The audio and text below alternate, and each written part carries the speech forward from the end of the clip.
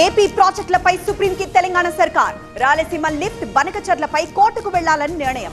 నీటి హక్కుల కోసం పోరాటానికి సిద్ధమన్న ఉత్తమ్. గంచగచ్చిబౌలి భూ వివాదంపై సర్కార్ ఫోకస్. సిఎస్, అటవీ, రెవెన్యూ అధికారులతో భట్టి చర్చలు. నేటి నుంచి మంత్రుల కమిటీ సంప్రదింపులు.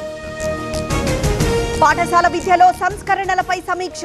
ఒత్తిడి లేని విద్యా విధానం కావాలన్న రేవంత్. యూనివర్సిటీల సమస్యలపై వీసీలతో చర్చ.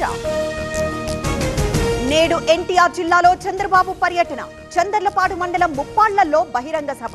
గురుకుల పాఠశాల విద్యార్థులతో ముఖాముఖి. కారులో మంటలు. సురక్షితంగా బయటపడ్డ 6 ప్రయాణికులు. కామారెడ్డి జిల్లా క్యాసంపల్లి సమీపంలో ఘటన. మేడ్చల్ జిల్లా సూరారంలో హైడ్రా యాక్షన్. రహదారిపై నిర్మించిన ప్రహారీల నేలమట్టం. స్థానికులతో పాటు కంపెనీలకు తొలగిన అడ్డంకి. మీతో పని చేసినందుకు చాలా సంతోషంగా ఉంది. మీరే బెస్ట్ బాస్. ఇప్పటి వరకు మేనేజర్గా ఉన్నాను, ఇప్పుడు బాస్ అవుతాను. ఎలా? బాస్ వాలా బాస్ వాలా బీ ద బాస్.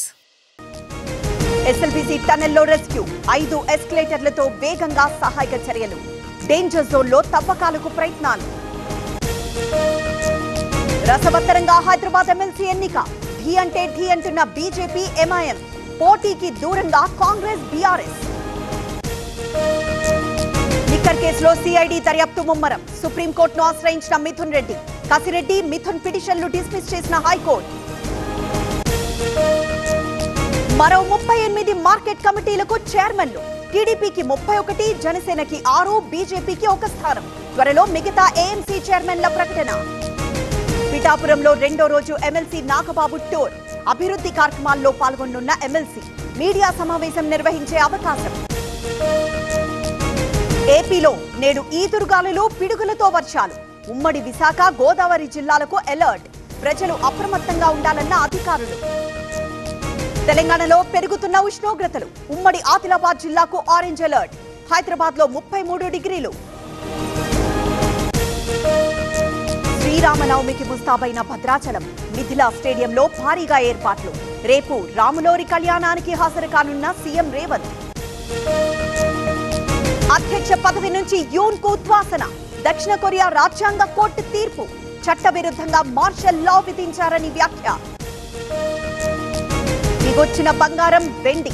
10 గ్రాములపై 2400 తగ్గుదల. 8000కు పైగా దిగిన కిలో వెండి ధర. వక్ఫ్ సవరణ బిల్లుపై ఆందోళనలు. రాజస్థాన్ లో రోడ్డెక్కిన ముస్లింలు. వెంటనే ఉపసంహరించుకోవాలని డిమాండ్.